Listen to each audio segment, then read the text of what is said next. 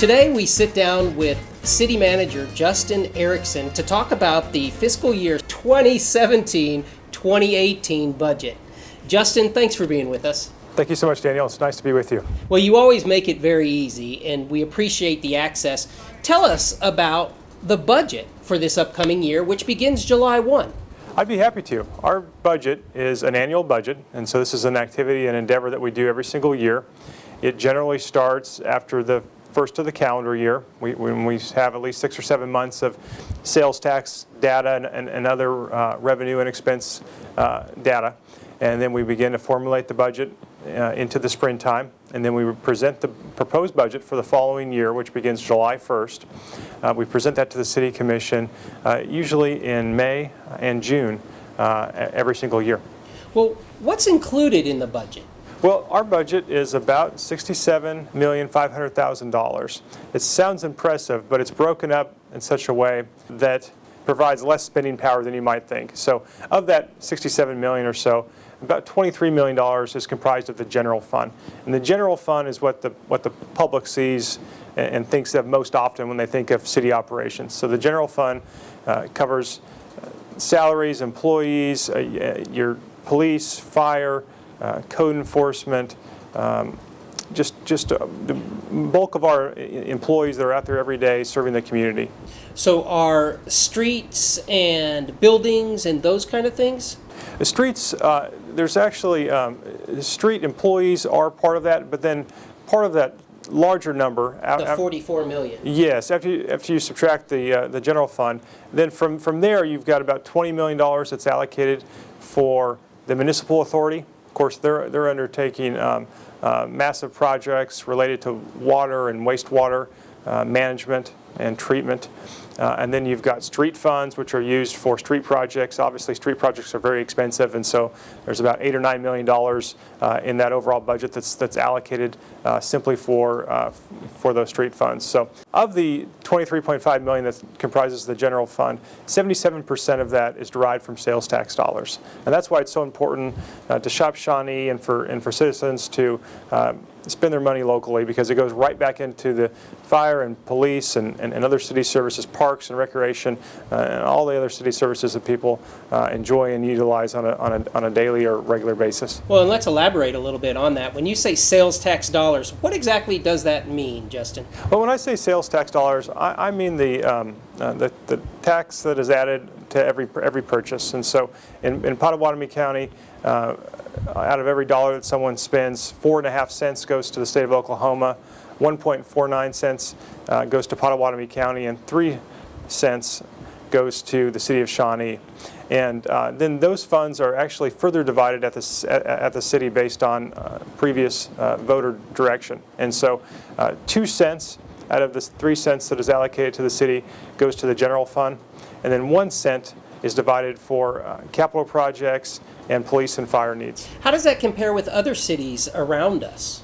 In terms of how we compare with other cities, our sales tax, I'm talking specifically about the city's sales tax, not the overall tax rate, but the city portion is significantly lower than every other community in the metropolitan area, in the Oklahoma City metropolitan area, which has an average city sales tax rate of about 3.79%.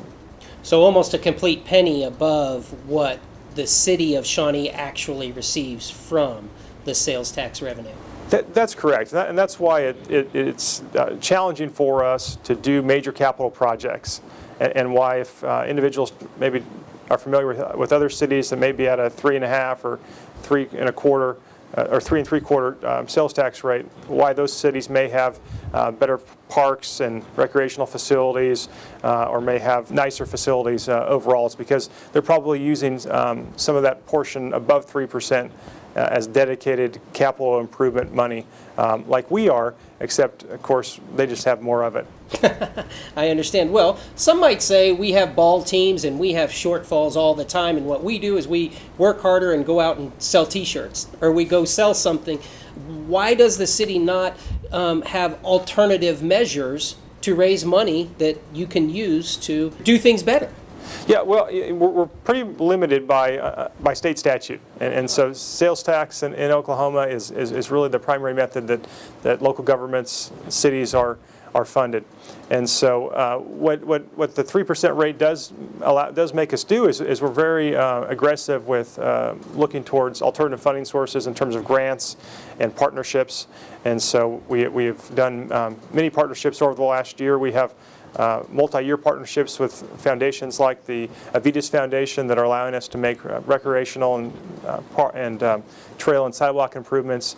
We have a great relationship with Potawatomi County, and we're able to do a remodel at the conference center at the expo and undertake economic development activities. And so we just look towards those types of partnerships, and hopefully we can enhance those partnerships and expand those in the future.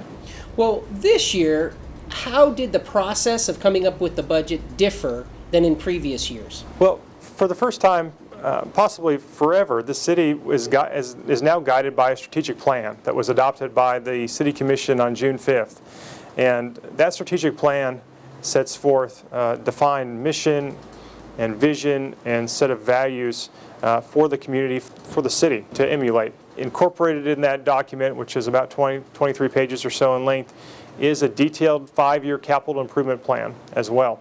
And so there's a listed set of projects. Part of it is realistic, and part of it is also somewhat aspirational, because if you look at those 5 years worth of projects, we don't presently have funding available to make every single one of those projects happen. So we're going to have to look at options like additional revenue, or look at very aggressively formulating additional partnerships and seeking grant opportunities. Well, in fiscal year 17-18, can you tell us some specific things that are in the budget? I'd be happy to. Some of the things that we're excited about and that were made available through financing efforts in early 2017 are things related to fire safety. So we will be rehabilitating the fire station on Bryan Street.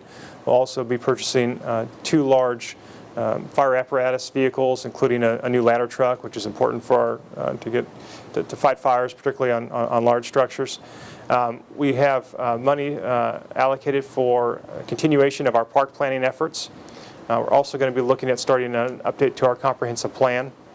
And we're going to fulfill our commitment to the Avitas Foundation and to the community at large with working towards sidewalk and trail improvements as well. Those tend to be many quality of life improvements. Was that a emphasis during the budget process? It very much was. I think the City Commission has a great emphasis on quality of life. We've been fortunate in the last few years to have some really successful, really popular projects happen, such as the Aquatic Center and the Bryan Street Trail and the rehabilitation of the airport track. And so I think the community has received those very well. I think they're asking for more, and we're trying to do what we can with the available funding.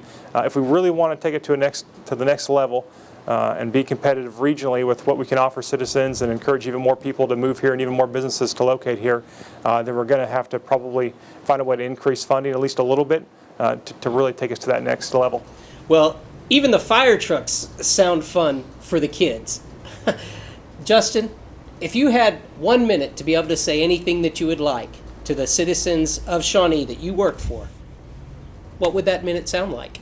Well, I'd just like to say it's an honor and a privilege to be able to work for the citizens of Shawnee. It's an honor and a privilege to be able to work for the City Commission and the mayor. The employees here at the city, we have we're over 300 strong, and we are a group of committed individuals that are striving to improve every day the level of service that we provide. And the city government is just one aspect of what makes a community a place, particularly a desirable place. We're just one piece of the puzzle. We were very fortunate in 2016 and early 2017 to be able to conduct our first ever comprehensive community survey. We got a lot of great feedback from that, and I feel like with this new strategic plan and this first budget of this new 5-year strategic planning process, that we're now able to move forward in an even more concerted way that is reflective of the citizens' hopes, desires, and dreams. Justin, I want to personally thank you for your efforts, but I know the entire community is behind you. Thank you for being with us. Thank you.